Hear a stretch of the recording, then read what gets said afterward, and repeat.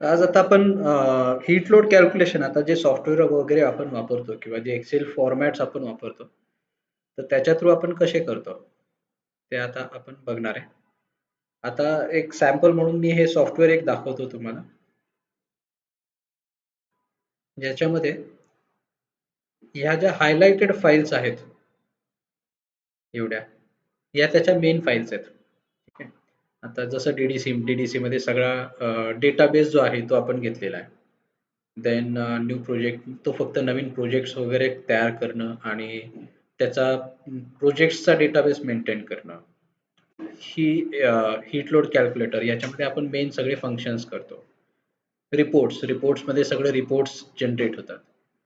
H-L calc base file ह्याच्यामध्ये सगळे calculations होतात. एक, एक, एक. आता हीट लोड कॅल्क्युलेशन म्हटल्यानंतर आपल्याला मेन डेटा काय लागतो ते मी दाखवतो. आता मी जे दाखवतोय ती जी नवीन व्हर्जन आहे त्याच्यामध्ये तुम्हाला दाखवतो मी.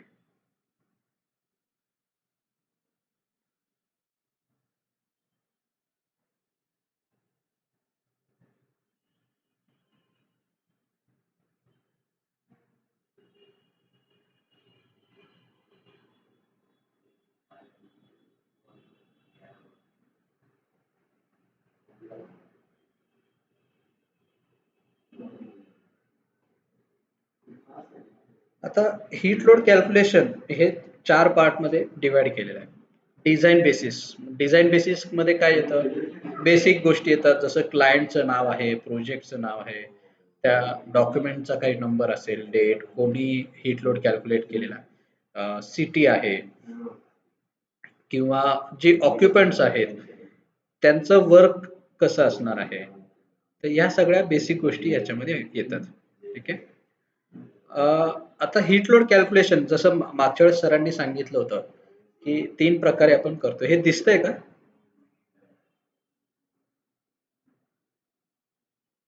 हॅलो? ओके. तर टिपिकल पीक लोड 0.4 मीन कोइन्सिडन्स, 1% मीन कोइन्सिडन्स, 2% मीन कोइन्सिडन्स. कोणी सांगू शकेल मीन कोइन्सिडन्स? आता आपलं 2 लेक्चर पूर्वी झालं होतं.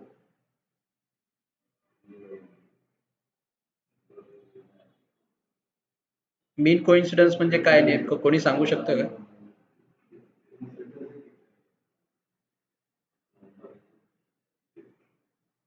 आता लास्ट लेक्चरला झालं होतं ना मीन कोइन्सिडन्स?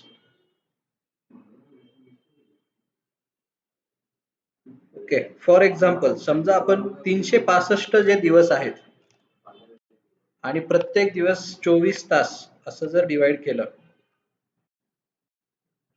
तर टोटल होतात 8760 एवढे व्हॅल्यूज तयार होतात.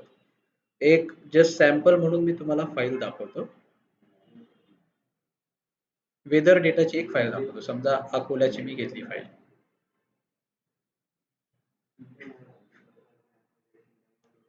आता ह्या फाईलमध्ये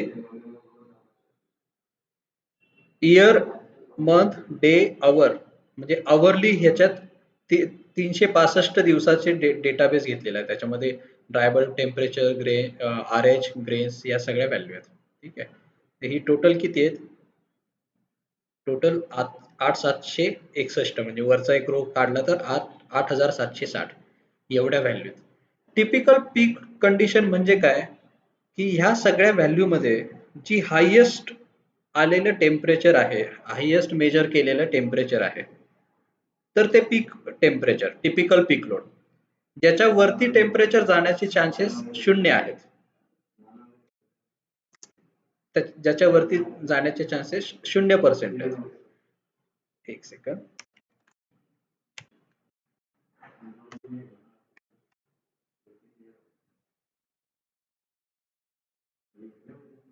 म्हणजे 0% किंवा टिपिकल पीक लोड म्हणू आपण त्याला.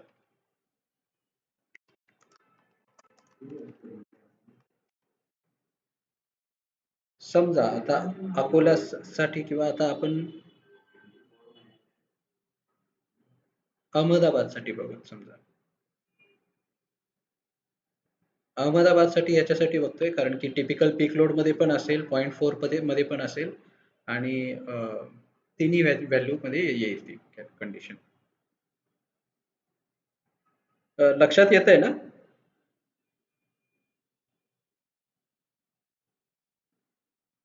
समजा मी टिपिकल पीक लोड साठी अहमदाबादची कंडिशन घेतली, तर ही जी काही 108 डिग्री टेम्परेचर आलेलं आहे समरमध्ये, हे मॅक्सिमम कंडिशन आहे. याच्या वरती जाण्याचे चान्सेस 0% आहेत. इथे ड्रायबल 108 डिग्री फॅरेनहाइट असेल. त्याच्यानंतर 0.4 मीन कोइन्सिडन्स म्हणजे काय, की 0.4% चान्सेस आहेत की जी कंडिशन आहे ती दिलेल्या कंडिशनच्या वरती जाईल.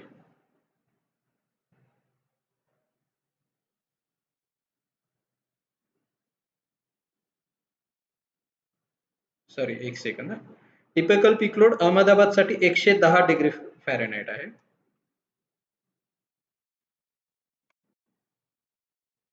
जर 0.4% मीन कोइन्सिडन्स घेतला,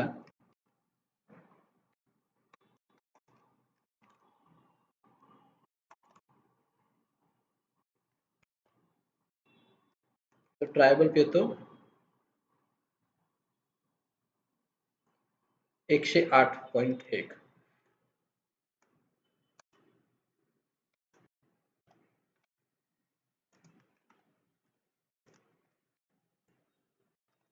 तसंच जर समजा 1% मीन कोइन्सिडन्स घेतला, तर 1% चान्सेस आहे की ह्या कंडिशनच्या वरती कंडिशन जाईल.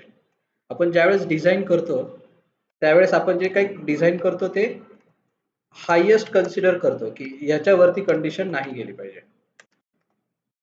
किंवा याच्यावरती कंडिशन गेली तर चालणार आहे. आता हे वेगवेगळे का दिलेले आहेत, टिपिकल पीक लोड, 0.4 मीन कोइन्सिडन्स, 1%, 2%. तर ज्यावेळेस कंडिशन, रिक्वायर्ड कंडिशन जी आहे रूमची condition, he based on product असेल. समजा तुमचा टॅबलेट मॅन्युफॅक्चरिंग आहे किंवा बाकी आणखीन काही प्रोडक्ट्स असतील, तर त्या प्रोडक्टची काही रिक्वायरमेंट असते. समजा टॅबलेट मॅन्युफॅक्चरिंग आपण म्हटलं, तर टॅबलेटला समजा टिपिकल कंडिशन पाहिजे 23 डिग्री सेंटीग्रेड टेम्परेचर आणि 50% RH.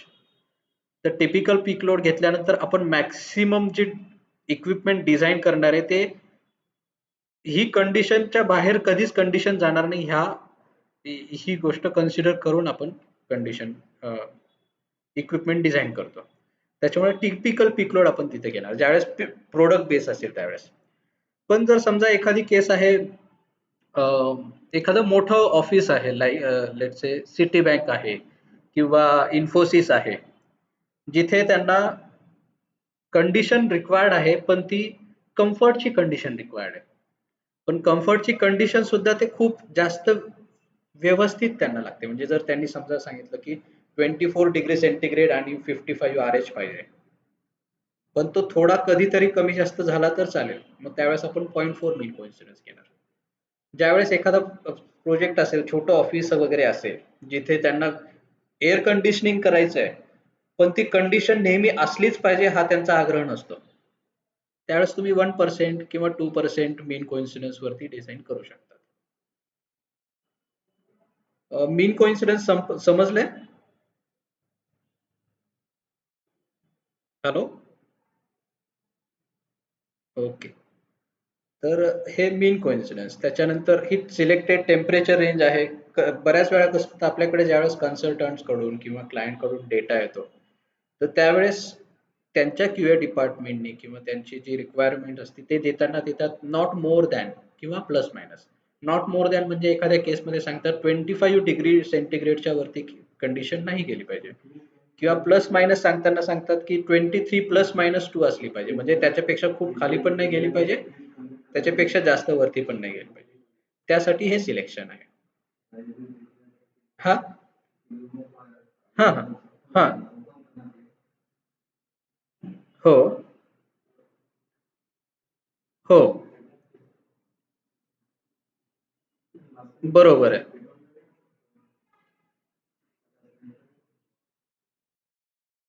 हा, टेबल मध्ये हो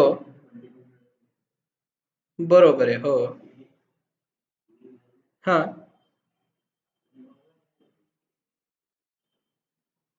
हो.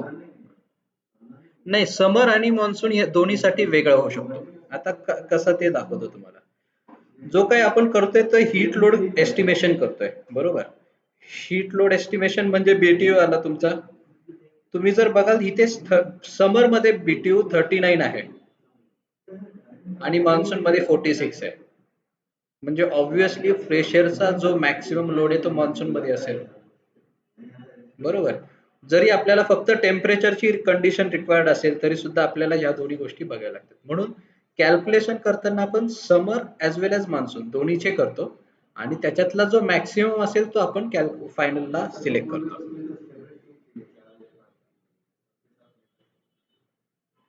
आता ॲक्चुअली डेटाबेस जो आहे आपला इश्रेनी दिलेला त्याच्यामध्ये किंवा जे पण मी स्टँडर्ड डेटाबेस बघितलेत त्याच्यामध्ये विंटरसाठी त्यांनी डेटा दिलेला नाहीये. त्याच्यामुळे तिथे नॉट ॲप्लिकेबल आले. आता इथे जसं बघाल तुम्ही हा जो आपला स्टँडर्ड टेबल तुम्हाला शेअर केलेला आहे. इथे 0.4% आहे कूलिंग डीबी आणि मीन कोइन्सिडन्स वेट बल्ब 1% साठी 2% साठी आहे. पण हीटिंग साठी नाही तो. आता हीटिंग साठी इथे बघाल तुम्ही 99.6 आणि 99% आहे. कारण की हा हीटिंग साठी त्याच्यामुळे मग 0.4 साठी इथे 99.6 वापरणार आणि 1% साठी 99% वापरणार. ठीक आहे.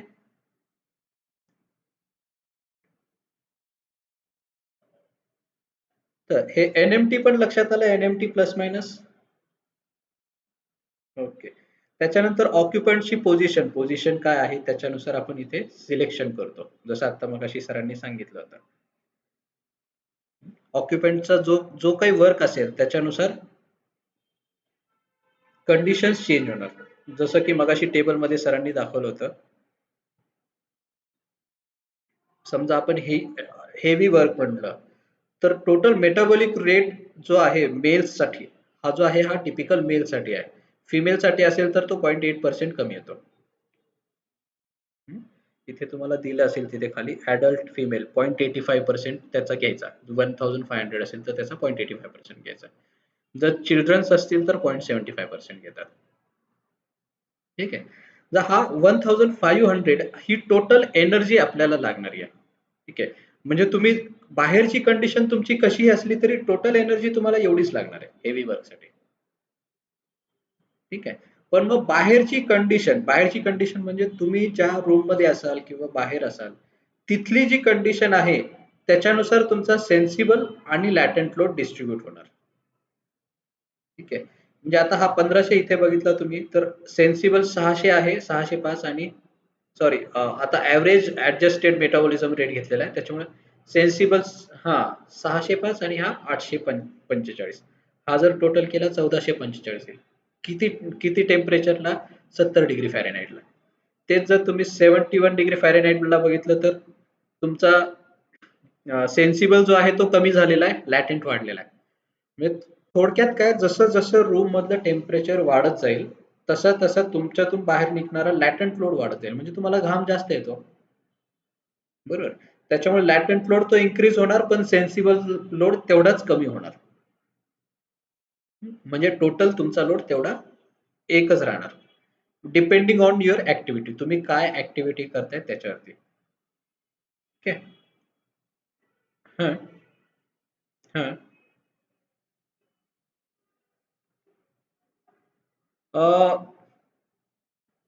ॲले फॅक्टरी नाही मलाही बघावं लागेल इथे खाली दिलेलं आहे. हां, assume 1 person per alley actually bowling and others are setting. अच्छा बॉलिंग आपण जो गेम जो खेळतो ना बॉलिंगचा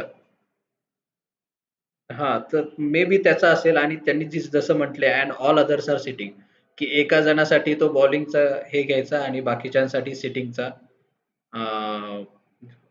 हे घ्यायचा. ठीक आहे. सिटिंग और स्टँडिंग दिलेलं आहे. ठीक आहे. ऑक्युपंट्सचं लक्षात आलं? ओके. आता फ्रेश एअर पर CFM पर पर्सन. आता जसं आपण हीट लोड कॅल्क्युलेशन करतो, तसं प्रत्येक पर्सनला ऑक्सिजन लेवलची गरज असते. ऑक्सिजन का बरं गरजेचं आहे? तर सगळ्यांना माहिती आहे. पण त्याच्याबरोबर आपण ऑक्सिजन ज्यावेळेस घेत असतो, त्याच्याबरोबर कार्बन डायऑक्साईड पण बाहेर सोडत असतो. आणि हा कार्बन डायऑक्साईड पूर्ण बाहेर जाणं आणि नवीन फ्रेश ऑक्सिजन येण्यासाठी आपल्या एक्झिस्टिंग ज्या रूमसाठी आपण कॅल्क्युलेशन करतो, त्याच्यात फ्रेश एअर येणं गरजेचं असतं. तर हे टिपिकल ऍप्लिकेशन नुसार किती लागती, हे सुद्धा आपले जे हीट लोड कॅल्क्युलेशनचे टेबल्स आहेत त्याच्यामध्ये दिलेले आहेत. हे जे दिलेले आहेत हे पर पर्सन दिलेले आहेत. ठीक आहे. त्याच्यानंतर मिनिमम पर्सेंट ऑफ ड्युमिनिफाईड एअर हे आता सांगत नाही, हे तुमचं पूर्ण हीट लोड कॅल्क्युलेशन समजल्यानंतर तुम्हाला सांगेल मी. बलास्ट फॅक्टर सरांनी सांगितला मगाशी, जो आधी याचे बल्ब वगैरे होते त्यावेळेस तो 1.25 असायचा, तेवढा लाग आपण कन्सिडर करत होतो. पण आता LED असल्यानंतर आपल्याला तो 1 घेतल्यावर सुद्धा तो चालतो. ऍक्च्युली तो बलास्ट फॅक्टर म्हणून नाहीयेत, पण एक फॅक्टर म्हणून आपण तिथे 1 टाकू शकतो. ठीक आहे. आता ज्यावेळेस आपली सिस्टीम रन होत असते, डक्टिंग वगैरे आपण करतो, AHU लावलेला आणि डक्टिंग लावलेला आहे. तर त्या डक्टिंग मधून जरी इन्सुलेशन असेल, तरी सुद्धा हीट काही प्रमाणात लॉसेस होतात. म्हणजे थंड हवा त्या डक्ट मधून जाते आणि इन्सुलेशन आहे वरून, तरी सुद्धा ती थंड हवा, बाहेरची जी गरम हवा आहे ती आतमध्ये थोडीशी ती हीट ट्रान्सफर होते. तो जो काही लॉस आहे त्याच्यासाठी आपण डक्ट हीट लॉस म्हणतो आणि तो 2.5% असं कन्सिडर करतो. त्याच्यानंतर आपण सेफ्टी घेतो. Safety depending on our client. Client आपला जर समजा क्लायंट किंवा कॉन्ट्रॅक्टर, जर कॉन्ट्रॅक्टर खूप व्यवस्थित काम करणारा असेल, त्याचे जे AHUs आहेत, इक्विपमेंट्स आहेत, सगळे खूप चांगल्या स्टँडर्डचे असतील, तर ही सेफ्टी 5% घेतली तरी सुद्धा चालू शकते. पण समजा त्या सगळ्या गोष्टी नसतील, तर ती आपण 10% घेतलेली सेफर साईड. ठीक आहे. त्याच्यानंतर बायपास फॅक्टर मगाशी सरांनी सांगितलं, फ्रेश एअर बायपास फॅक्टर.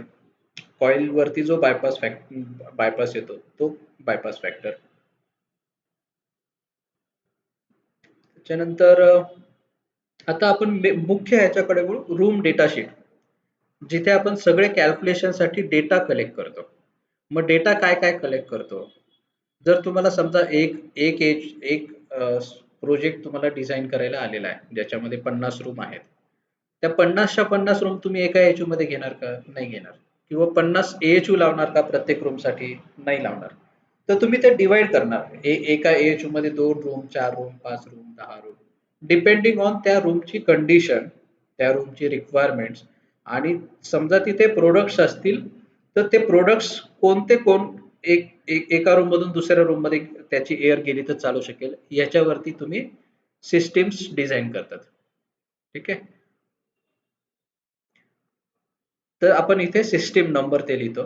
त्याच्यानंतर जे काही रूमचा नंबर आहे, रूमचं नाव आहे, त्या रूमचे dimensions, length, width, area, height, त्याच्यानंतर त्या रूम मध्ये लागणारी टेम्परेचर, RH, ह्युमिडिटी कंडिशन, त्या रूम मध्ये किती लोक आहेत, ऑक्युपंट्स, इक्विपमेंट लोड, त्या रूम मध्ये जर काही इक्विपमेंट्स असतील ते, त्याची डायव्हर्सिटी. आता त्याची डायव्हर्सिटी मगाशी सरांनी जसं सांगितलं, युजेस फॅक्टर वरती डिपेंड आहे.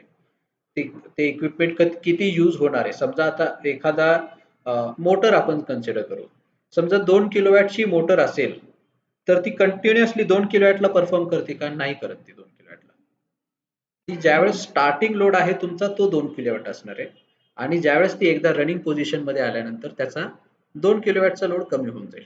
समजा तो 1.8 असेल किंवा 1.5 किलोवॅट असेल, तर ती डायव्हर्सिटी टाकून आपण ती व्हॅल्यू मॅच करतो.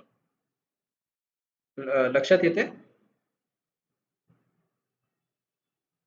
ओके. त्याच्यानंतर minimum fresh air. Fresh air, air changes per hour. आपण जी काही सिस्टीम डिझाईन करतो त्याच्यात आपली फ्रेश एअरची रिक्वायरमेंट असते. काही standards air changes per hour नुसार ते डिझाईन करायला सांगतात. त्याच्यामुळे आपण एअर चेंजेस पर आवर घेतो. Fresh air in per square feet. काही स्टँडर्ड्स आपल्याला सांगतात की पर स्क्वेअर फीट किती फ्रेश एअर घ्यायला पाहिजे. काही म्हणजे साधारण 0.65 CFM पर स्क्वेअर फीट वगैरे अशा टाईपमध्ये. तर ती व्हॅल्यू आपण इथे टाकतो. हा.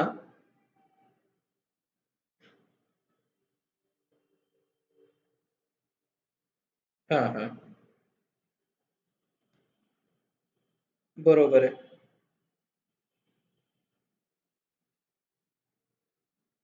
बरोबर आहे.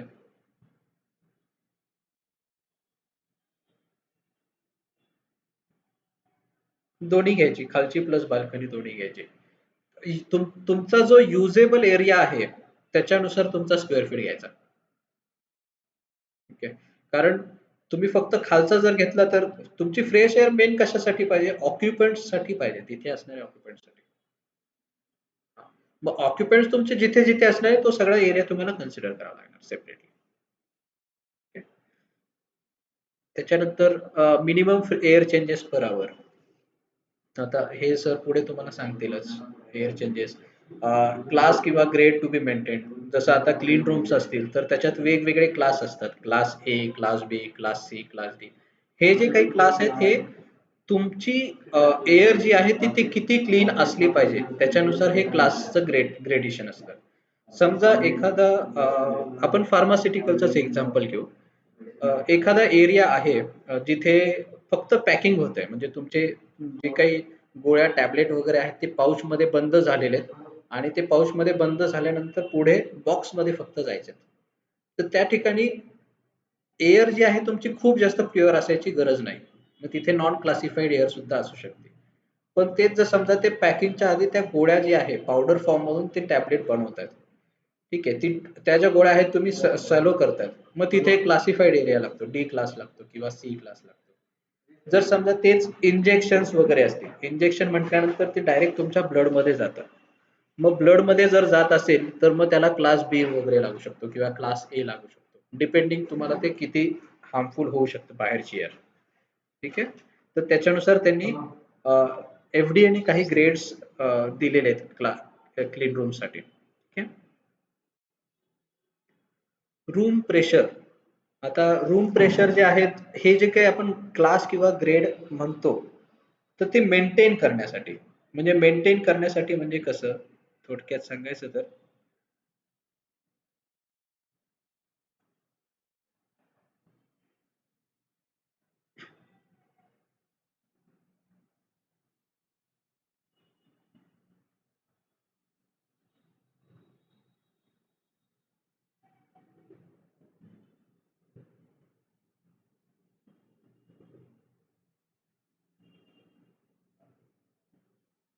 हा बोर्ड दिसतोय तुम्हाला? ओके. समजा मी इथे काही रूम्स ड्रॉ करतो.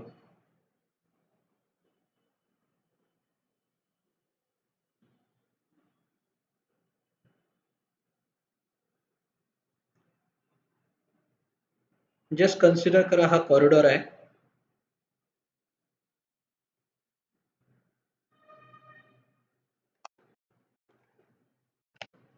हा समजा कॉरिडॉर आहे. त्याच्यानंतर ही एक रूम आहे त्याला एअरलॉक आपण म्हणू.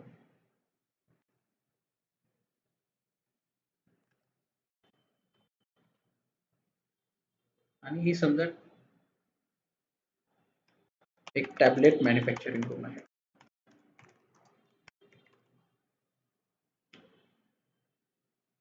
ठीक आहे. आता जी काही कॉरिडॉर आहे ती आपली समजा त्यामध्ये डस्ट पार्टिकल भरपूर आहेत. पण ते आपल्याला ह्या टॅबलेट मॅन्युफॅक्चरिंग रूम पर्यंत येऊ द्यायचे नाहीयेत. तर आपण आणि जर समजा ह्या तिन्ही रूमचं प्रेशर सारखं असेल तर काय होईल ज्यावेळेस आपण डोअर ओपन करू कॉरिडॉर मधली हवा एअरलॉक मध्ये येऊ शकेल. एअरलॉक मधली हवा ह्या मॅन्युफॅक्चरिंग रूम मध्ये सहज येऊ शकेल. ठीक आहे. पण तेच जर आपल्याला रिस्ट्रिक्ट करायचं असेल तर आपण काय करतो ही जी रूम आहे टॅबलेट मॅन्युफॅक्चरिंग रूम याचं प्रेशर आपण खूप वाढवतो. खूप वाढवतो म्हणजे काय की पास्कल मध्ये आपण वाढवतो. समजा आपण कॉरिडॉर हा आपला 0 पास्कलला आहे. तर एअरलॉक आपण त्याच्यापेक्षा जास्त पास्कलला डिझाइन करतो. एअरलॉक आपण समजा 15 पास्कलला केला. एअरलॉक मधली पण हवा टॅबलेट मॅन्युफॅक्चरिंग रूम मध्ये केली नाही पाहिजे. मग ती आपण 30 पास्कलला डिझाइन करतो. आता हा जो काही डिफरन्स आहे हा 0, 15, 30 हा सुद्धा डिफाईन्ड आहे डिपेंडिंग ऑन युअर क्लासिफिकेशन तुम्ही कोणती नॉर्म्स वापरताय त्याच्यानुसार. ठीक आहे. प्रेशर आपण कशासाठी देतो ते लक्षात आलं? सगळ्यांना लक्षात येतंय ना? एकच उत्तर येतंय.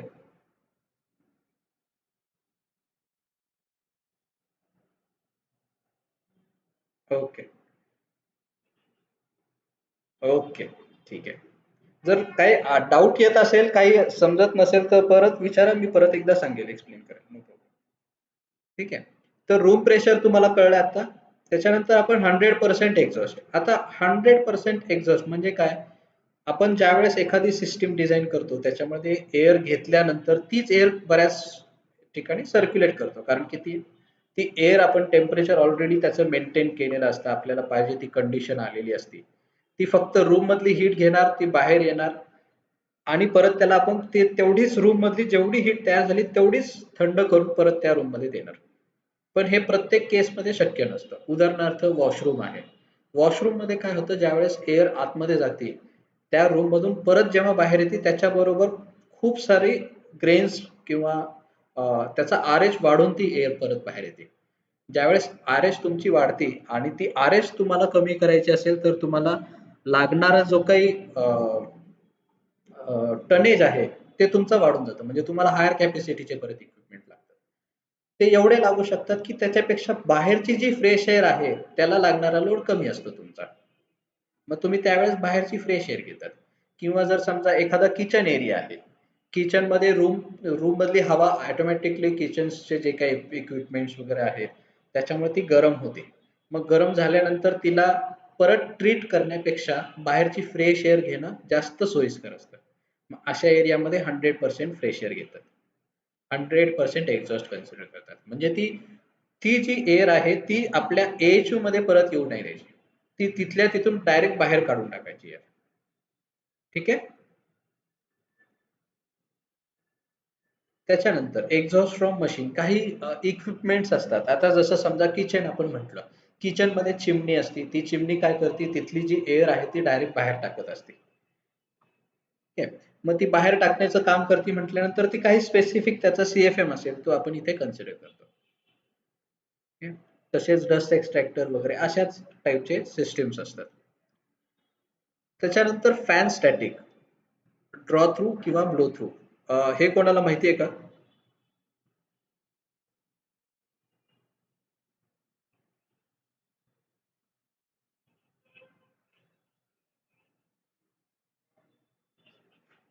बरोबर आहे. जी फॅनची जी पोझिशन आहे ती आपण चेंज करतो. समजा एक AHU आपण कन्सिडर करू.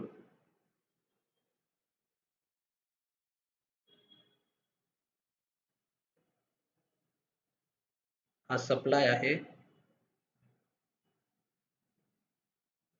हा रिटर्न आहे.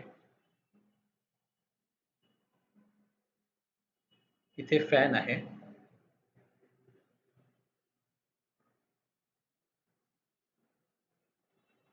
आणि इथे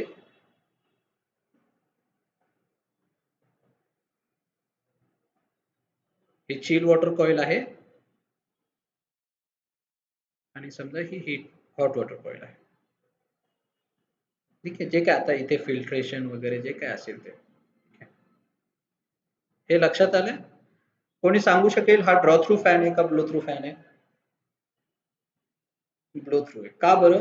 कारण की हा जो मोटर आहे, फॅन ब्लोअर आहे, हा कॉइलच्या अलीकडे आहे. बरोबर? हा कॉइल वरती ब्लो करतोय एअर. म्हणून हा ब्लो थ्रू फॅन आहे. ठीक आहे. हे जर उलट असेल, समजा हीच कॉइल इकडच्या बाजूला असेल,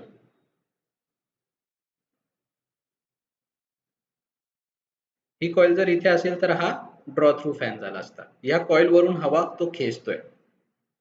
ठीक आहे. आता हे जे मी दाखवलं, ह्या दोन्ही वेगवेगळ्या प्रकारे कॅल्क्युलेशन करायची काय गरज आहे? टोटल तर हीट सेम असणार आहे. म्हणजे हा फॅनची आपण हीट कन्सिडर करणारच आहे, रूम मधली पण हीट कन्सिडर करणारच आहे. तर याच्यामध्ये फरक हा पडतो की ज्यावेळेस आपण ब्लो थ्रू फॅन घेतो, ठीक आहे, त्यावेळेस रूमची जी कंडिशन आहे, रूमची जी काही हीट आहे, ती हीट फक्त रूमचीच कन्सिडर करतो आपण. इथे जर समजा रूम आहे, ही अशी जर कनेक्ट केली आपण, तर ती फक्त आपण रूमचीच हीट कन्सिडर करतो. ठीक आहे. पण ज्यावेळेस ड्रॉ थ्रू फॅन असतो त्यावेळेस ह्या फॅन मोटरमुळे जी काही 1% 2% हीट ऍड होणार आहे ती आपण रूम मध्ये कन्सिडर करत असतो. याच्यासाठी ड्रॉ थ्रू आणि ब्लो थ्रू वेगवेगळं कन्सिडर करणं गरजेचं आहे. इथपर्यंत लक्षात आलंय? हा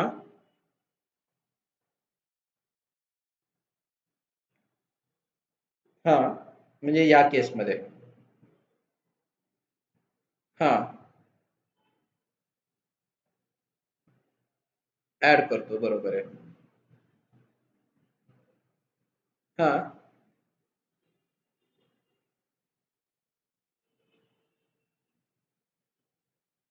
हा आप-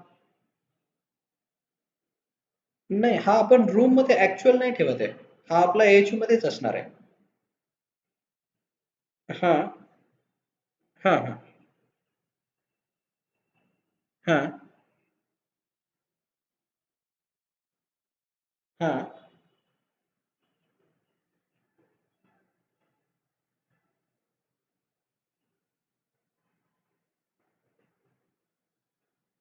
नाही आप नाही, आपण दोन्ही केसमध्ये ह्याची जी काही हिट आहे ती कन्सिडर करणार आहे. फक्त रूमच्या कॅल्क्युलेशनला करणार किंवा टोटलच्या कॅल्क्युलेशनला करणार, हा डिफरन्स आहे. ओके. हे मी पुढे तुम्हाला दाखवतो. ठीक आहे. आता draw through blow through fan आलं लक्षात. लाईट लोडचं मगाशी सरांनी सांगितलंच. ठीक आहे. ऑक्युपंटची पोझिशन, डिह्युमिडिफायर बद्दल थोडंसं नंतर सांगतो. डिह्युमिडिफायर म्हणजे जर ह्युमिडिटी तुम्हाला खूप जास्त कमी करायची असेल, म्हणजे समजा 35, 30 किंवा 20% RH एवढा करायचा असेल, तर त्याच्यासाठी डिह्युमिडिफायर्स यूज करावे लागतात. ठीक आहे. बाकी बाकी तर रेग्युलर सगळ्या गोष्टी आहेत त्याच्यामध्ये. रॅडिएशन एक आहे. रॅडिएशनचा लोड सुद्धा तुम्हाला हीट लोडचं जेव्हा शीट दाखवतो त्यावेळेस दाखवतो. ठीक आहे. हा आपला basic room data sheet collect करणं झालं. ठीक आहे. ते झाल्यानंतर आपण ह्या सॉफ्टवेअरसाठी काय करतो की ग्लास वॉल शेड्यूलिंग करतो. जे काही आपले आउटसाइड वॉल्स वगैरे आहेत किंवा पार्टिशन वॉल्स आहेत. बरं, एक्सटर्नल वॉल्स आणि पार्टिशन वॉल याच्यातला फरक माहिती आहे का तुम्हाला?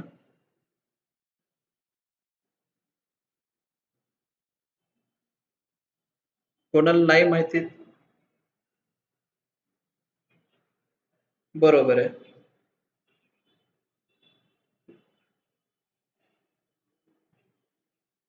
बरोबर आहे. जसं समजा आता ह्या 2 रूम मी काढलेल्या आहेत. तर ही जी वॉल आहे, हा जर समजा आउटसाइड एरिया आपण कन्सिडर केला, हा पूर्ण आउटसाइड, आणि ह्याला मी रूम 1 म्हटलं आणि रूम 2 म्हटलं. ठीक आहे. ह्या ज्या 3 वॉल आहेत, ह्या 3 वॉल तुमच्या आउटसाइड एक्सटर्नल वॉल झाल्या. म्हणजे ह्याच्यावरती सनचे रेज डायरेक्ट पडणार आहेत. ठीक आहे. त्याच्यामुळे सन गेनचा आपण इथे जो काही कॅल्क्युलेशन्स आहेत ते करणार आहेत. किंवा ह्या रूम 2 साठी जर कन्सिडर केलं, ह्या 3 वॉल्स आपण कन्सिडर करणार, ज्या एक्सटर्नल वॉल आहेत. पण ह्या दोन्ही रूमच्या मध्ये ही जी वॉल आहे याला पार्टिशन वॉल आपण कन्सिडर करतो. आता पार्टिशन वॉल आपण का घेतो? जर समजा रूम 1 जी आहे त्याच्यामध्ये आपण एसी लावलेला आहे, जो आपल्याला 23 डिग्री सेंटीग्रेड टेम्परेचर देतोय. आणि रूम 2 आहे, याच्यामध्ये आपण एसी नाही लावलेला आहे, इथे अँबिएंट कंडिशन तुम्हाला मिळते. जसं मगाशी सरांनी तुम्हाला सांगितलं होतं 5 डिग्रीचा आपण डिफरन्स घेतो. अँबिएंट कंडिशन -5. आता हा -5 जो आहे, हा अ, कोणी हा जो जनरल प्रॅक्टिस आहे त्याच्यातून -5 आलेला आहे. ठीक आहे. तर ज्यावेळेस आता आपल्याला पार्टिशनचा लोड काढायचा असेल, त्यावेळेस आपण काय करतो? पार्टिशन साठीचे कॅल्क्युलेशन करतो, जिथे आपण डिफरन्स जो आहे तो 23 डिग्री सेंटीग्रेड आणि अँबिएंट -5 हा डिफरन्स आपण घेतो. ठीक आहे. याच्यामध्ये फक्त टेम्परेचर डिफरन्स आपण घेतो. रेडिएशनचा लोड याच्यामध्ये येत नाही पार्टिशन वॉलसाठी. आणि ज्यावेळेस एक्सटर्नल वॉल असेल त्यावेळेस टेम्परेचर डिफरन्सचा जो लोड आहे तो तर येतोच, आणि त्याच्याबरोबर रेडिएशनचाही लोड येतो, जो सूर्यामुळे रेडिएशन होऊन येणार येतो. आलं लक्षात?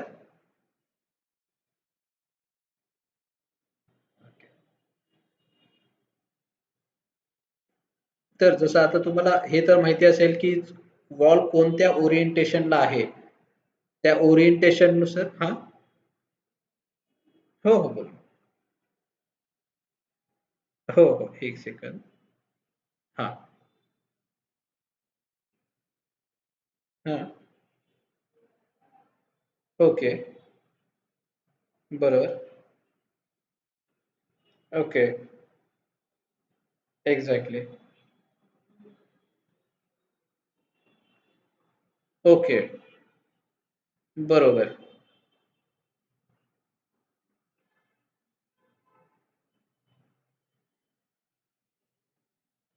बरोबर.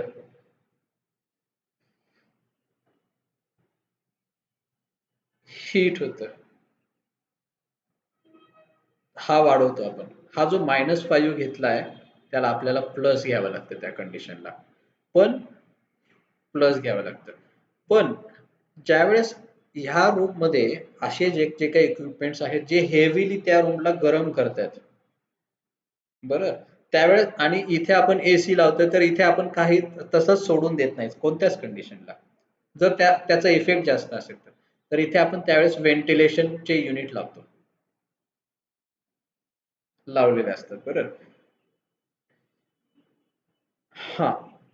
गरम असतं. हो, हो. पण मग ज्यावेळेस व्हेंटिलेशन लावले तुम्ही त्यावेळेस डायरेक्ट अँबिएंट कंडिशन घेऊ शकता. ठीक आहे. त्याच्यामुळे हा एकतर अँबिएंट कंडिशन असेल किंवा मायनस अँबिएंट कंडिशन -5 असेल. ठीक आहे. मग मग हा समजा तुम्हाला वाटला असं की खूप जास्त हीट देणार आहे तर तुम्ही याला प्लस पण करू शकता. म्हणजे एखादा एखादा क्लायंट असेल तो म्हणतच असेल की नाही तिथं काही व्हेंटिलेशन पण नाही लावायचं, हीट देतोय तर देऊ द्या. समजा एखादी भट्टीची रूम आहे तर त्याला भट्टी आहे म्हटल्यानंतर ते व्हेंटिलेशन पण नाही द्यायचं आहे. तर मग तुम्ही इथे याला अँबिएंट प्लस घेऊ शकतात. बरोबर. हां, हां. बरोबर आहे. Exactly, exactly. 100% फायदा होणार त्याच्याने. तुमचा यू फॅक्टर कमी होणार. तुमचा जो भट्टी जरी असेल तरी 24 तासाची नसणार तुम्हाला त्याच्यामुळे इथे टेम्परेचर डिफरन्सला फायदा मिळणार 100%. ठीक आहे. ओके. आणि वाटल्यास समजा भट्टी जरी असेल आणि त्याच्यामध्ये सुद्धा तुम्ही असं त्यांना सजेस्ट करू शकतात की ज्यावेळेस ही भट्टी बंद बंद आहे त्यावेळेस तिथे व्हेंटिलेशनचे युनिट चालू करायचे.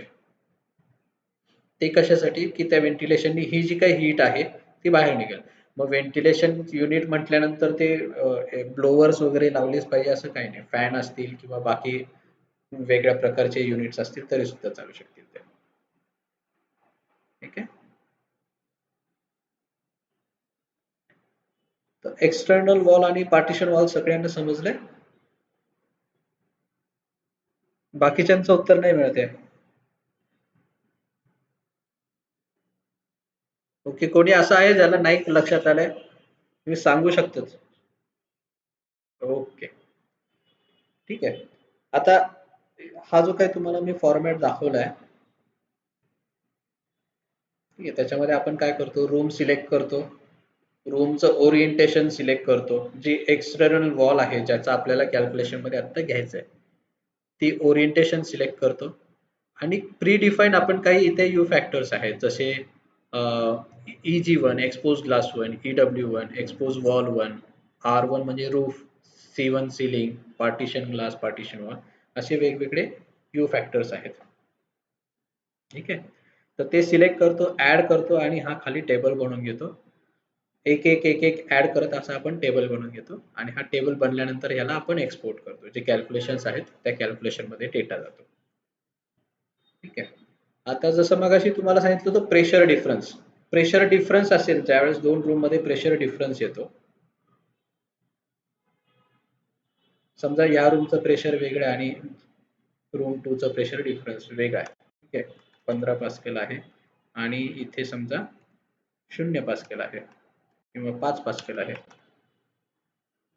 तर ही जर रूम प्रेशराईज आहे ह्या रूम पेक्षा तर ऑब्व्हियसली ह्या रूम मधली एअर जिथे कुठे लिकेजेस मिळतील तिथून रूम 2 मध्ये जाणार आहे रूम 1 ची एअर, बरोबर. तर हा रूम 1 साठी हा लॉस आहे आणि रूम 2 साठी ऍडिशनल CFM चा गेन आहे, एअर क्वांटिटीचा गेन आहे. तर हे कॅल्क्युलेशन मध्ये आपल्याला कन्सिडर करावं लागतं. का कन्सिडर करावं लागतं? कारण की रूम 1 साठी तेवढी तुम्हाला फ्रेश एअर ऍड करावी लागणार आहे आणि रूम 2 साठी तेवढी एअर तुम्हाला सिस्टीमच्या बाहेर टाकावी लागणार आहे. त्याच्यामुळे कॅल्क्युलेशन जे आहे ह्या दोन्ही याच्यासाठी गरजेचे आहेत. समजा ह्या दोन्ही पण रूम एकाच AHU मध्ये असतील तर तुम्हाला तेवढा इफेक्ट त्याचा येणार नाही. पण ह्या दोन्ही पण रूम तुमच्या दोन वेगवेगळ्या AHU मध्ये असतील तर त्याचा इफेक्ट येईल. किंवा काही कंडिशन अशा पण असू शकतात ज्यावेळेस समजा एखादा एअरलॉक असतो, हा समजा रूम 2 म्हणजे एअरलॉक आहे किंवा आपण रूम 1 ला एअरलॉक म्हणू.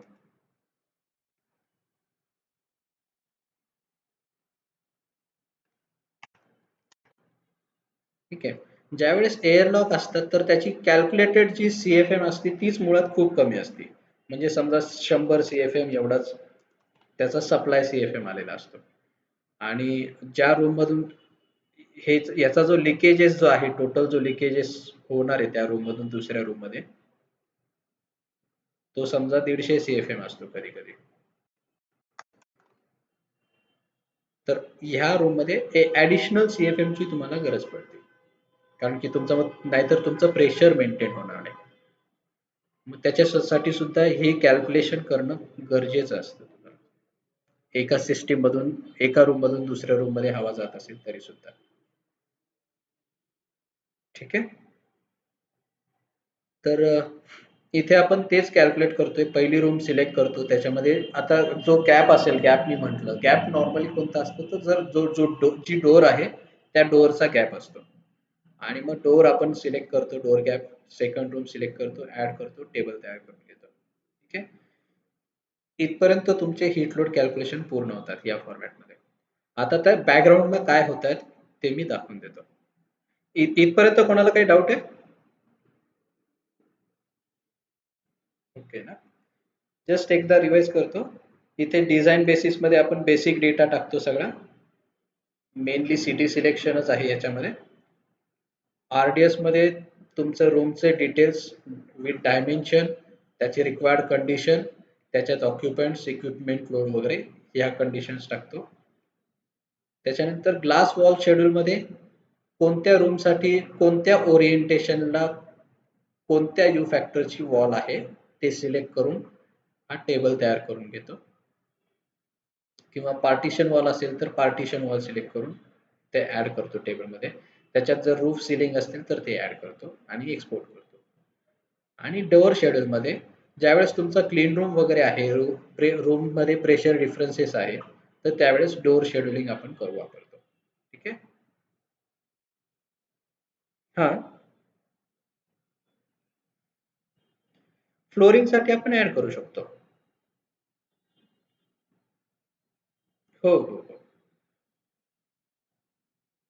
बरोबर आहे. हो, बरोबर आहे. फ्लोरिंगचा पण एरिया घ्यावा लागेल. इथे आपण फ्लोर घेऊ शकतो आणि त्याचा जो आपण यू फॅक्टर कॅल्क्युलेट करणार आहे तो आपण इथे घेऊ शकतो.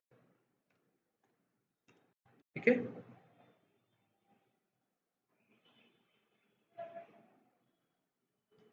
फ्लोरिंग इथे आला.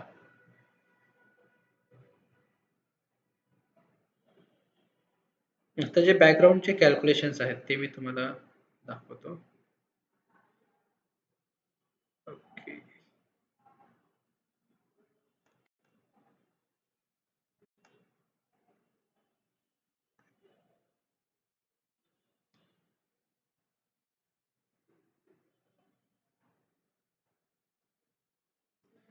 आता जसं मगाशी आपण बघितलं तसं आपण हे जे S1 S2 हे जे आहेत दोन, तर हे रूम वाईज कॅल्क्युलेशन साठी बनवलेले शीट आहे. S1 म्हणजे पहिली रूम, S2 म्हणजे दुसरी रूम आणि ही त्याची समरी इकडे खाली जे दिसते ते. ठीक आहे. आता S1 पहिल्या रूमचे आपण कॅल्क्युलेशन, तिकडून हा सगळा डेटा तो घेतोय. पण नॉर्मली जर फक्त एक्सेल मध्ये आपण करत असेल तर हे आपण सगळे मॅन्युअली एक एक व्हॅल्यूज टाकतो. मग त्याच्यामध्ये टाकताना काय टाकतो, आउटसाइडची कंडिशन जी आहे ती आपण इथे टाकतो. त्याच्यानंतर इनसाइड जी कंडिशन रिक्वायर्ड आहे ती आपण टाकतो. त्याच्यातला डिफरन्स आपण कॅल्क्युलेट करतो. ड्राय बल्बचा डिफरन्स कॅल्क्युलेट करतो, ग्रेन्सचा डिफरन्स कॅल्क्युलेट करतो आणि BTUचा डिफरन्स कॅल्क्युलेट करतो. Okay. बाकी फ्लोअर एरिया वगैरे हा इथपर्यंत सगळा जो पार्ट आहे याच्यावरचा, हा सगळा आपण डेटा याच्यामध्ये जो आहे तिकडचा तोच आपण इथं घेतलेला आहे. ठीक आहे. त्याच्यानंतर मगाशी जसं सांगितलं, जर समजा क्लीन रूम वगैरे असेल तर तुम्हाला एअरचे लॉसेस काढायला लागतात. रूम रूम 1 मधून रूम 2 ला किती चालली एअर वगैरे. तर त्यासाठीचे हे कॅल्क्युलेशन्स आहेत. ठीक आहे. समजा इथे एकच डोर आहे जो D2 टाईपचा आहे. मग D2 टाईप म्हटल्यानंतर त्याचा गॅप एरिया आपण इथे टाकतो.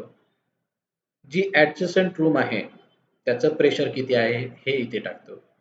ह्या रूमचं प्रेशर इथे आहे आणि ऍडजस्टंट रूमचं प्रेशर इथे आहे. आणि ह्या प्रेशर डिफरन्स वरून आणि ह्या गॅप एरियावरून तो इथे टोटल एअर क्वांटिटी काढून देतो तुम्हाला. ठीक आहे.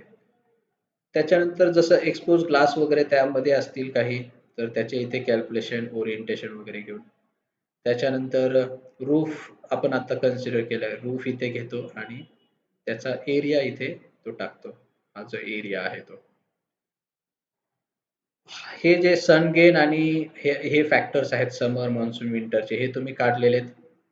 तुम्हाला काढता येतात. मगाशी सरांनी काल मागच्या लेक्चरला सरांनी शिकवलेलं आहे. हे लक्षात येत ना?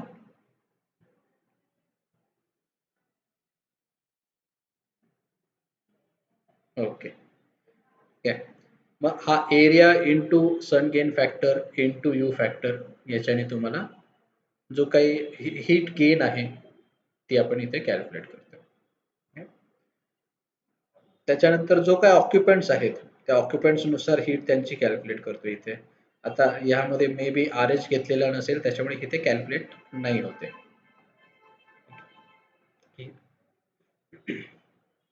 त्याच्यानंतर जे काही इक्विपमेंट्स असतील ते आपण इथे कॅल्क्युलेट करतोय. इक्विपमेंटचा लोड. जर समजा रेडिएशनचे काही युनिट्स असतील. रेडिएशन म्हणजे काय? जर एखाद्या रूम मध्ये एखादा हॉट सरफेस असेल जो कंटिन्यू गरमच असणार आहे तर त्याचा जो लोड आहे तो आपण रेडिएशन लोड मध्ये कन्सिडर करतो.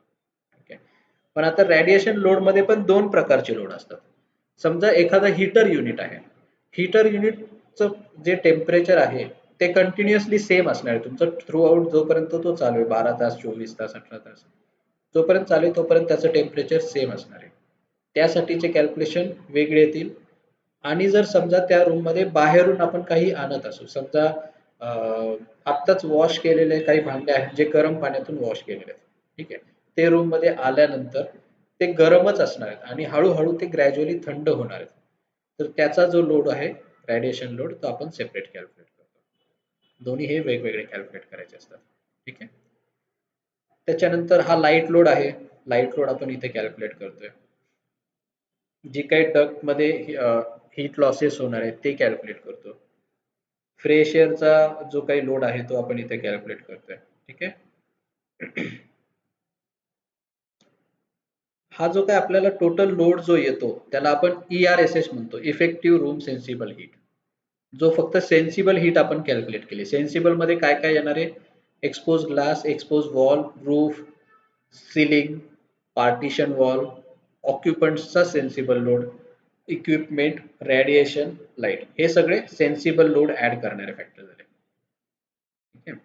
आणि ज्यावेळेस आपण ERLH कॅल्क्युलेट करतो इफेक्टिव्ह रूम लॅटंट हीट तर त्यामध्ये काय काय येतात? ऑक्युपंट्सचा लॅटंट लोड, अप्लायन्सेस काही असतील जे लॅटंट लोड तयार करतात, स्टीम स्टीम काही जनरेट करणारे हे असतील तर ती स्टीम किती किलोग्रॅम पर आवर आहे त्याच्यावरून आपण कॅल्क्युलेट करतो. तर हे जे काय आहेत हे फॅक्टर्स लॅटंट लोड ऍड करतात.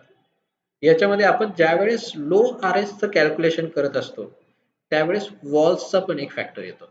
म्हणजे कसं समजा एखादी ब्रिक वॉल आहे. म्हणजे एखादी रूम आहे ज्याच्या चारही वॉल ब्रिकच्या आहेत आणि तिथे आपल्याला लो RS मेंटेन करायचं आहे. 20-30 RS आपल्याला मेंटेन करायचं आहे. ब्रिक वॉल असेल तर मेंटेन करणं खूप अवघड आहे. कारण की ब्रिक वॉल मधून शेजारच्या रूम मधले मॉइश्चर अलीकडच्या रूम मध्ये येऊ शकतात. म्हणजे रूम वन समजा ब्रिक वॉलची आहे, रूम वन मध्ये तुम्हाला लो आर एच मेंटेन करायचा आहे, तर रूम टू मधली जे काही मॉइश्चर ऍडिशनल मॉइश्चर आहेत ते रूम वन मध्ये ब्रिक वॉल मधून येऊ शकतात. त्यामुळे तिथे मॅक्सिमम पार्टिशन वॉल यूज करतात. ठीक आहे. तर तो थोडक्यात काय, तो जो लोड आहे तो सुद्धा लॅटेंट लोड मध्ये येत असतो. आणि हा आलेला लोड जो आहे तो इफेक्टिव्ह रूम लॅटेंट हीट. इथपर्यंत काही डाऊट आहे कोणाला?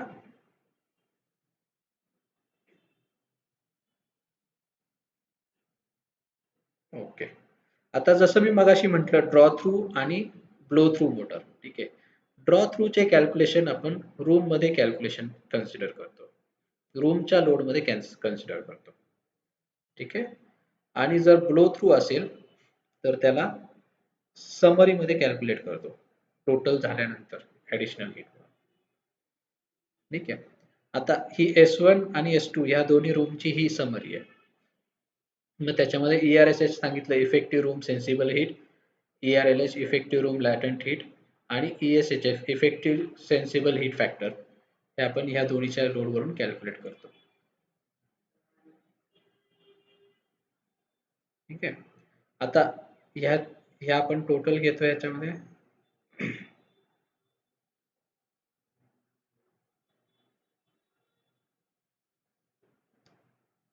परत फ्रेश एअर बायपास. आता जसं मगाशी सरांनी तुम्हाला एक्झाम्पल दिलं होतं, 10 CFM आणि 90 CFM चा लोड कॅल्क्युलेट करायला सांगितलं होतं. तुम्ही जर बघितलं तर दोन्हीसाठी फॉर्म्युला एकच आहे, पण तो वेगवेगळा आपण कॅल्क्युलेट करत असतो. का बरं? कारण कॉईल वरून जेव्हा एअर बायपास होती, बायपास फॅक्टर असतो.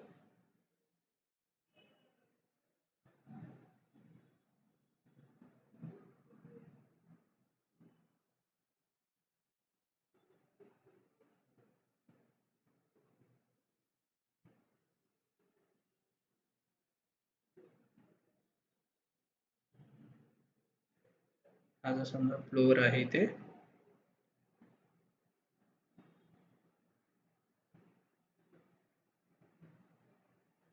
समजा आता आपण ही कॉईल पूर्ण कॉईल घेऊ तर आत्ताच्या कंडिशनसाठी.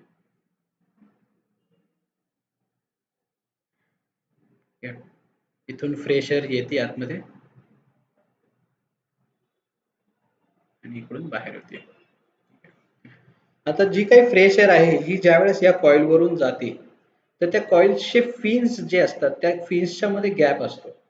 तर आपण याला जर मोठं करून बघितलं तर ह्या ज्या फिन्स आहेत, याला जर आपण ह्या पार्टला मोठं करून बघितलं तर अशा फिन्स दिसतात तुम्हाला तिथे. अशा नसतात त्या, कर्वेचर मध्ये असतात.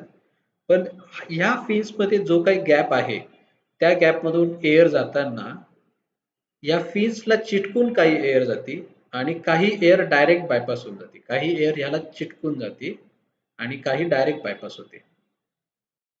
ठीक आहे. ही जी बायपास होणारी एअर आहे त्याला ह्या फिन्स मधून जी काही हीट रिड्यूस व्हायची ती रिड्यूस होत नाही.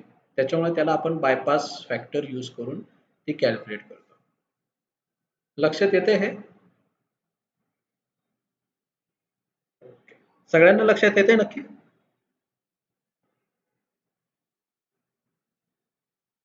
ओके.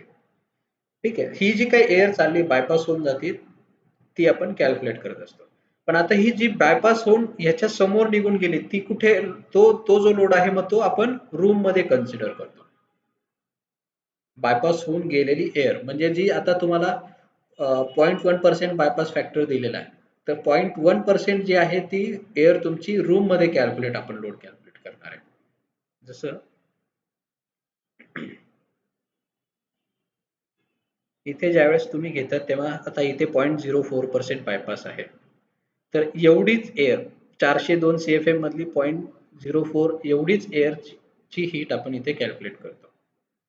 आणि ज्यावेळेस समरी मध्ये कॅल्क्युलेट करतो त्यावेळेस 1 मायनस बायपास फॅक्टर तेवढी करतो. म्हणजे 1 मायनस 0.04 एवढी एअर इथे आपण घेऊन कॅल्क्युलेट करतो हीट त्याची. ही जी आपण कॅल्क्युलेट की ही AHU लेवलला कॅल्क्युलेट करेल. इथपर्यंत काही डाऊट आहे?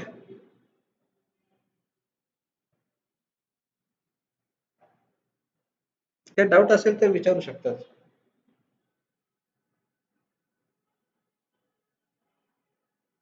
ओके. तर मगाशी जर सरांनी तुम्हाला सांगितलं 10 CFMचं वेगळं कॅल्क्युलेट करायला आणि 90 CFMचा वेगळा कॅल्क्युलेट करण्यासाठी. तर ते ह्याच्यासाठी कॅल्क्युलेट करायला सांगितलं वेगवेगळं. ठीक आहे.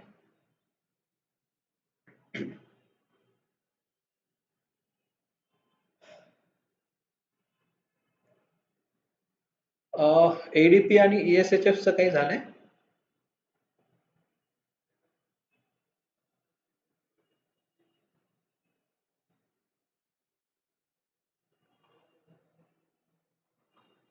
एडीपी आणि ESHFचं काही झालंय का? नाही झालंय का? हा. एडीपी म्हणजे ॲपरेटस ड्यू पॉइंट. नाही झालं. एडीपी म्हणजे ॲपरेटस ड्यू पॉइंट. एडीपी म्हणजे ह्या कॉईल वरती ज्यावेळेस एअर जाणार, आता ही कॉईल जी आहे ही थंड असणार आहे तुमची. ही 7 डिग्री सेंटीग्रेड इनपुट असणार आहे आणि आउटपुट जो आहे त्याचा तो 11 डिग्री सेंटीग्रेडचा असणार आहे. आता कोणी सांगू शकेल का इनपुट आउटपुट कोणत्या डायरेक्शनला असतो? बघितलेली कोणी कॉईल? हे चुला. हा. बरोबर आहे. इनपुट जो आहे तो खाली असतो नॉर्मली 7 डिग्री सेंटीग्रेड आणि हा 12 डिग्री सेंटीग्रेड किंवा 6 डिग्री सेंटीग्रेड आणि 11 डिग्री सेंटीग्रेड. 5 डेल्टा जो असतो तो नॉर्मली 5 डिग्री सेंटीग्रेडचा असतो. ठीक आहे. बरं, विषय आपला चालू होता एडीपीचा.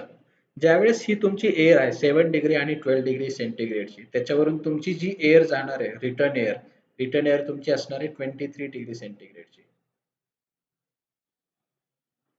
ठीक आहे. 23 डिग्री सेंटीग्रेडची एअर ह्या एवढ्या कमी ह्याच्यावरून ज्यावेळेस जाते त्यावेळेस जी ऍडिशनल त्याच्यामधलं मॉइश्चर असतं ते कंडेन्स होऊन जातं आणि कंडेन्स होऊन ते बाहेर पडतं. आणि ही एअर जी 23 डिग्रीची ही 12, 13, 14 डिग्री पर्यंत थंड होते. ठीक आहे. डिपेंडिंग ऑन सरफेस एरिया आणि वेलॉसिटी आणि नंबर ऑफ तुमचे रो डीप किती याच्यामध्ये रोज आहेत, व्हर्टिकल रोज आहेत कूलिंग कॉइलचे, त्याच्यावरती डिपेंड. ठीक आहे. तर हा जो काही पॉइंट आहे ज्या ज्या पॉइंटला तुमचं कंडेन्सेशन होतं तो 12 डिग्रीचा पॉइंट आहे. त्या 12 डिग्रीला एडीपी पॉइंट म्हणतात. ठीक आहे. किंवा 52-54 डिग्री फॅरेनहाइट म्हणतात. तो एडीपी असतो तुमचा. एडीपी कळलं?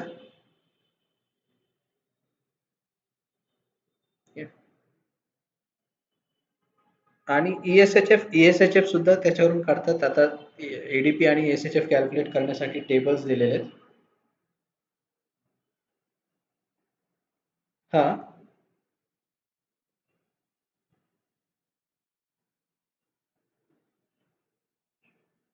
बरोबर आहे.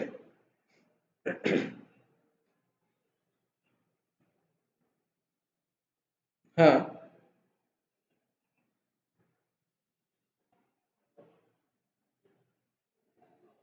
हा. हा.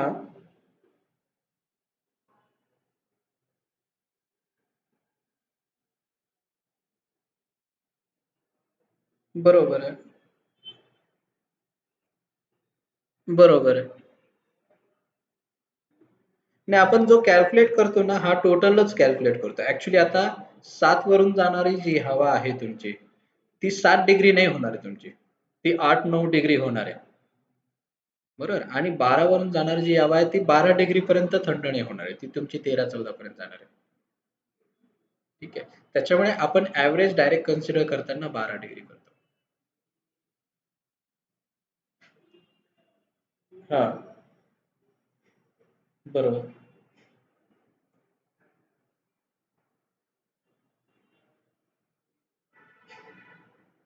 हा.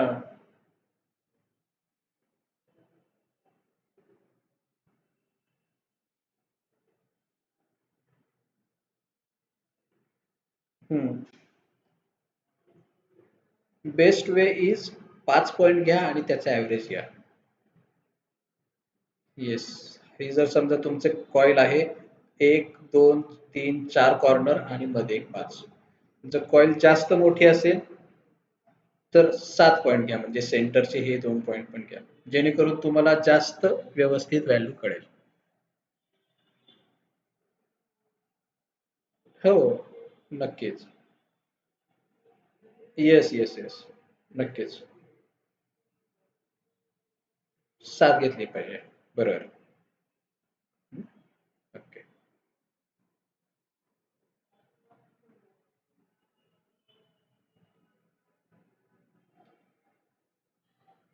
ओके. तर एडीपी वरून ईएसएचएफ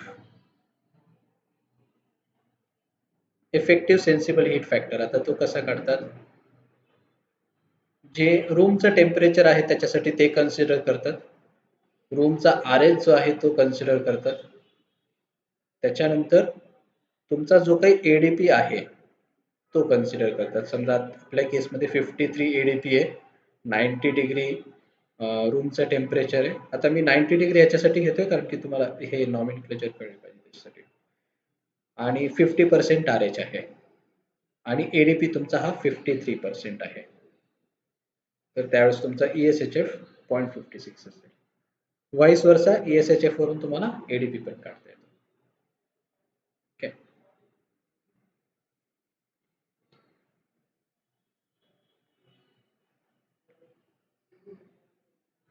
तर हे आपण हे सगळे कॅल्क्युलेशन्स करतो. आता कॅल्क्युलेशन मध्ये ज्यावेळेस आपण करतो तर टिपिकली आपण 4 कंडिशन कॅल्क्युलेट करतो. म्हणजे विंटर जर कॅल्क्युलेट केली तर 6 कंडिशन्स कॅल्क्युलेट करायला पाहिजे. म्हणजे समरसाठी कॅल्क्युलेशन, मान्सूनसाठी, विंटरसाठी. आता हे 3 जे झाले हे कन्सिडरिंग इक्विपमेंट लोडची डायव्हर्सिटी कन्सिडर करून, फुल लोड कन्सिडर करून हे 3 वेळा कॅल्क्युलेशन.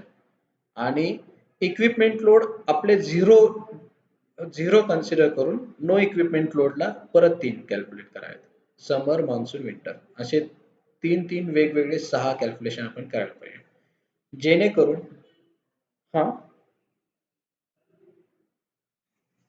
कोणाला काय विचारायचं आहे? हा हा बरोबर. हो हो बरोबर. ऍक्च्युली आपलं आता इंडियन वेदर कंडिशनला ना आपण विंटरचे जे कॅल्क्युलेशन करतो ते फक्त हिटिंग कॅपॅसिटी कॅल्क्युलेट करण्यासाठी करतो. बाकी याच्यासाठी नाही करत. त्याच्यामुळे आपण ईएसएचएफ त्याचा नाही काढत. मग तिथे आपण maximum sensible total load consider करून डायरेक्ट काढतो. तर आता हे फुल इक्विपमेंट लोड आणि नो इक्विपमेंट लोड असे 2 कॅल्क्युलेशन आपण करतो. आता ते का करतो? कारण समजा आता एखादा एरिया आहे जिथे तुम्हाला आरएच मेंटेन करायचा आहे. ठीक आहे. तुमचा आरएच समजा 50% आहे आणि रूम कंडिशन 23 डिग्री सेंटीग्रेड आहे. तर ज्यावेळेस तुम्ही कॅल्क्युलेशन्स करता जिथे इक्विपमेंट लोड आता तुमचं जे काही एरिया असेल तिथे 10 किलोवॅट 15 किलोवॅटचे इक्विपमेंट्स आहेत आणि त्या इक्विपमेंट नुसार तुम्ही कॅल्क्युलेशन करतात. तेव्हा तुमचा जो काही डिह्युमिडिफाईड सीएफएम, डिह्युमिडिफाईड सीएफएम माहिती आहे का? काय असतो?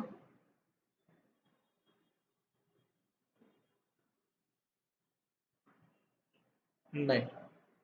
ओके. डिह्युमिडिफाईड सीएफएम. आता डिह्युमिडिफायर आणि डिह्युमिडिफाईड सीएफएम याच्यात थोडा फरक आहे.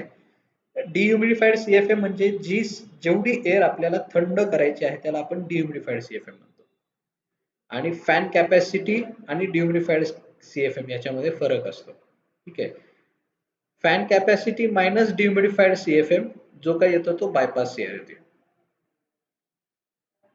जी आपण थंड न करता तशीच पुढे पाठवतो.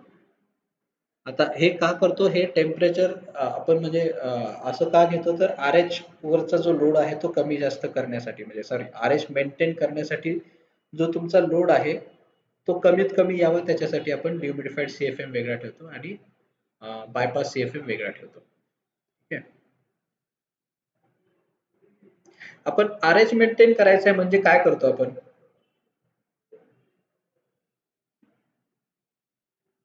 एक्झॅक्टली. म्हणजे आपली जी काही टेम्परेचर आणि आरएचची कंडिशन आहे, रिक्वायर्ड कंडिशन 23 आणि 50 डिग्री. तर त्या कंडिशनसाठी ग्रेन्सची जी लेवल रिक्वायर्ड असेल, त्या ग्रेन लेवलला आपण हवेला आणतो. ठीक आहे. पण मग बऱ्याच वेळेस कसं होतं, की आपण टोटल एअर जी आहे ती ह्या 12 डिग्री सेंटीग्रेड वरून घेतो आणि ते ग्रेनची लेवल खूप जास्त कमी होऊन जाते. किंवा कमी न होता जो तुमची जी टोटल एअर जी आहे ती जास्त थंड होती. ठीक आहे. ती जर तुमची जास्त जर थंड झाली तर ती तुम्हाला परत रूम कंडिशन अचीव्ह करण्यासाठी परत जास्त गरम करावी लागते. आणि ते हे होऊ नये म्हणून आपण बायपास एअर करत असतो. आता बायपास एअर जी नॉर्मली जी लागते ती कम्फर्टसाठी गरज नाही पडत. कारण की कम्फर्टची आपण कॅल्क्युलेशन जे करतो डायरेक्ट कॅल्क्युलेट करतानाच डिहुमिडिफाईड सीएफएमच कॅल्क्युलेट करतो. ठीक आहे. पण जर ज्यावेळेस क्लीन रूमचे प्रोजेक्ट्स असतील तर त्यावेळेस तुम्ही एअर चेंजेस पर अवर वरती कॅल्क्युलेशन्स करतात. Minimum supplier changes. आणि ज्यावेळेस तुम्ही मिनिमम सप्लायर चेंजेस वरून कॅल्क्युलेशन करतात त्यावेळेस तुम्हाला बायपास डॅम्पर करंट देणं गरजेचं असतं. बायपास एअर कन्सिडर करणं एच मध्ये. लक्षात येते? हा. हा.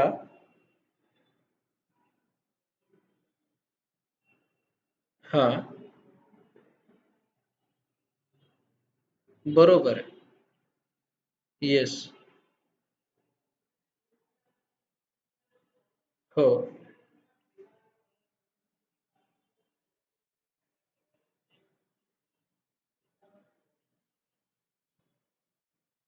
फिजिकली म्हणजे आपण हा जो काही बायपास डॅम्पर करतो तीच बरोबर आहे.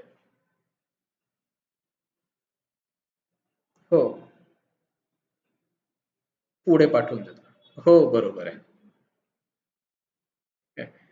आता थोडक्यात तुम्हाला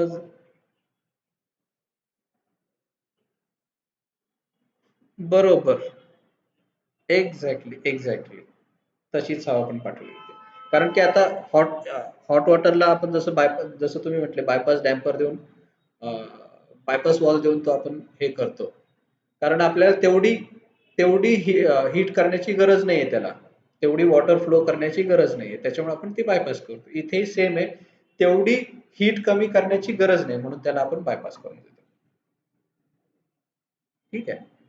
आता याच्यामध्ये डिह्युमिडिफाईड सीएफएम कॅल्क्युलेट नाही झालेला किंवा कॅल्क्युलेट करण्याची गरज नसेल इथे त्याच्यामुळे नाही झालेला.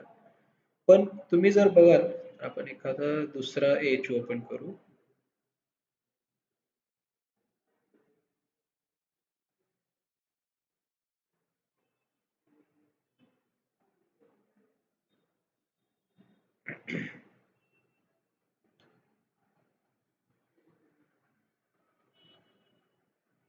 हा. आता ही जी आहे ही डिह्युमिडिफाईड सीएफएम ही कॅल्क्युलेट होती तुमची एमसीपी डेल्टा टी वरून. ठीक आहे. तुम्हाला जो जो काही टेम्परेचर डिफरन्स मेंटेन करायचा आहे त्याच्यावरून तो हा मास कॅल्क्युलेट करतो. आणि हा जो मिनिमम सप्लायर आहे हा तुमचा कॅल्क्युलेट होतोय मिनिमम सप्लायर एअर चेंजेस वरून. ठीक आहे.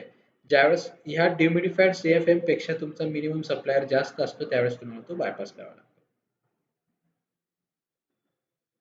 ठीक आहे. आलं लक्षात?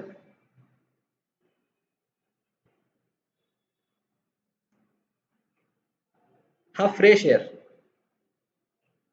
एअर आहे हा. ठीक आहे.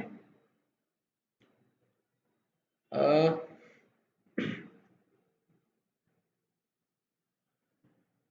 मी थोडस रॅन्डमली शिकवतो मी ते पण मग लक्षात येते ना सगळ्यांना? ओके. ठीक आहे. आता जर समजा तुम्ही जर जास्त एअर थंड केली तर तुम्हाला हीटर लागणार. त्याच्यामुळे ही इथे आपण हीटरची कॅपॅसिटी कॅल्क्युलेट करतो. आता जर तुम्ही बघितलं कॅल्क्युलेटेड हीटर कॅपॅसिटी ही इथे 0 आहे आणि stand by heater capacity for no equipment load ही इथे 8.7 आहे. आता याच्यामध्ये काय होतं ज्यावेळेस आपण डिह्युमिडिफाईड सीएफएम इक्विपमेंट लोड आहे असं कन्सिडर करून कॅल्क्युलेट करतो. तेव्हा जर समजा ती डिम्युडिफाईड CFM 1000 CFM आली, म्हणजे 10 किलोवॅटचा समजा इक्विपमेंट लोड आहे आणि तेव्हा 1000 CFM आली. तर ज्यावेळेस हा 10 किलोवॅटचा लोड नसेल त्यावेळेस ती जी डिम्युडिफाईड CFM कॅल्क्युलेट होणार आहे ती खूप कमी असते. ठीक आहे. पण आपण एकदा AHU मध्ये बायपास डॅम्पर सेट केल्यानंतर ती डिम्युडिफाईड CFM कमी जास्त करत नाही AHU साठी. म्हणून आपल्याला ऍडिशनल हीटर्स द्यावे लागतात. म्हणून आपण नो इक्विपमेंट लोडला सुद्धा हीटर कॅपॅसिटी कॅल्क्युलेट करतो.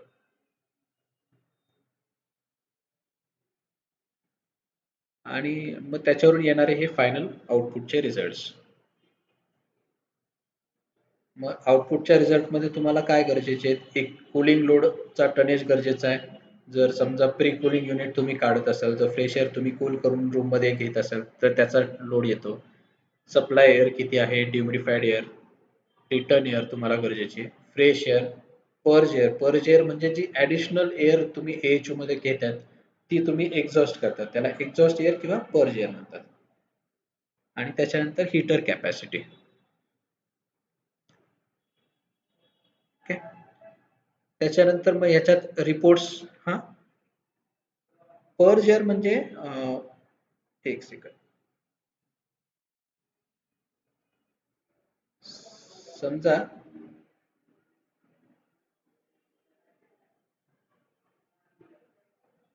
ही तुमची रूम ला एअर जाते, ठीक आहे, आणि ही रूम मधून तुमची रिटर्न येते. ठीक आहे. आता रूमला तुमची समजा त्याच्यामध्ये समजा फ्रेश एअर पण ऍड करतात तुम्ही. समजा रूमची गरज आहे 1000 CFM ची.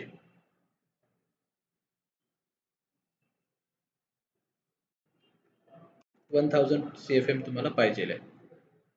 ठीक आहे. तर तुमची ही जी काही रिटर्न जाईल तुमची, ही तुमची असणार आहे 1000 CFM. रूम मध्ये 1000 आली तर 1000 तुमची रूम मधून जाणार आहे. ठीक आहे. पण त्या रूम मध्ये तुम्हाला फ्रेश एअर पण ऍड करायची आहे ऑक्युपंट साठी, ती समजा 100 CFM असेल. तर ही टोटल फॅनची कॅपॅसिटी किती झाली? बरोबर, 1100 CFM. ठीक आहे. पण आता तुम्हाला रूमची गरज किती आहे? 1000 CFM ची आहे. मग ही जी ऍडिशनल 100 CFM आहे ते तुम्ही रूमच्या बाहेर काढतात. तर ही जी बाहेर काढतात त्याला पर्ज एअर म्हणतात किंवा एक्झॉस्ट एअर, या AHU मधून बाहेर काढतात. आता ही एक गोष्ट झाली, जे फ्रेश एअर तुम्ही ऍड करतात त्याच्यामुळे तुम्हाला पर्ज पण करायला लागते. त्याच्यानंतर त्या रूम मध्ये इन्फिल्ट्रेशन असतं, म्हणजे शेजारच्या रूम मधून त्या रूम मध्ये येणारी एअर असते, त्याच्यामुळे सुद्धा तुमची एअर टोटल एअर ऍड होत असते. त्यामुळे सुद्धा तुम्हाला एक्झॉस्ट करावा लागू शकतो. ठीक आहे.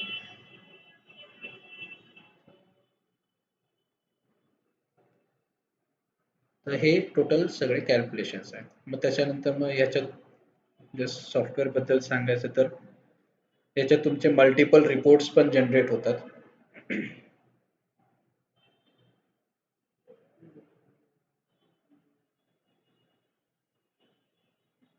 मल्टिपल रिपोर्ट म्हणजे तुम्हाला जी AHU इन्क्वायरीज आहेत तर त्या ऑटोमॅटिकली जनरेट होतात. मग AHU इन्क्वायरी मध्ये ज्या काही गोष्टी लागतात, tonnage, supply CFM, ड्युमिडिफाईड CFM, bypass air, return, fresh air किंवा त्याची हीटर कॅपॅसिटी, पर्ज वगैरे, हे सगळे कॅल्क्युलेट होतात. जर व्हेंटिलेशन युनिट असतील तर व्हेंटिलेशन युनिटचे कॅल्क्युलेशन्स येतात.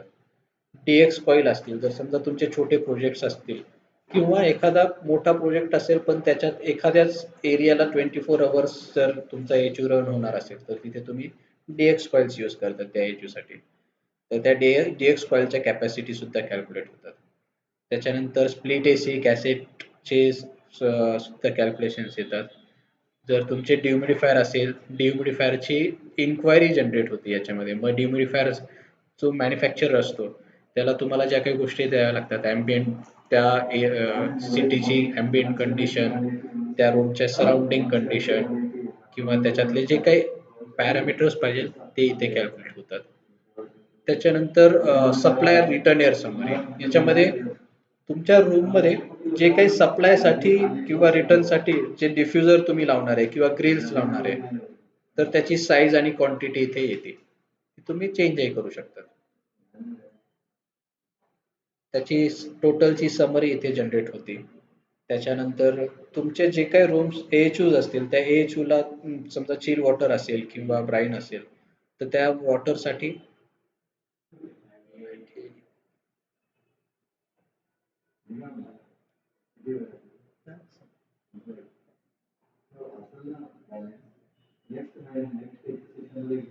नाही सर, 2च मिनिटाचं राहिलं. हां.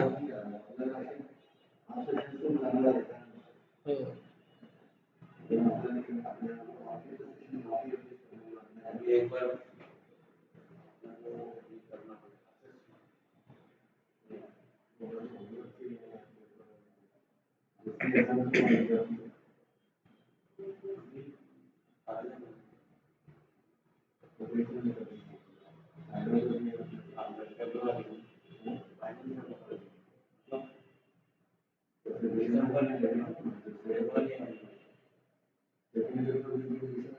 हॅलो. हॅलो. हॅलो.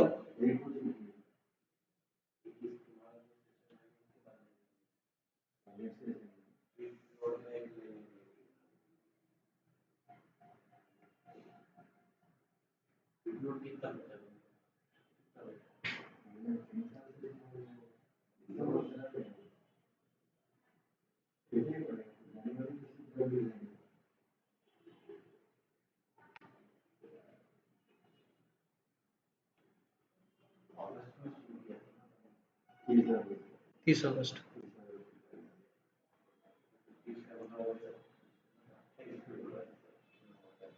हॅलो. आवाज येते? हॅलो. ओके. ओके. स्क्रीन परत एकदा शेअर करतो मी.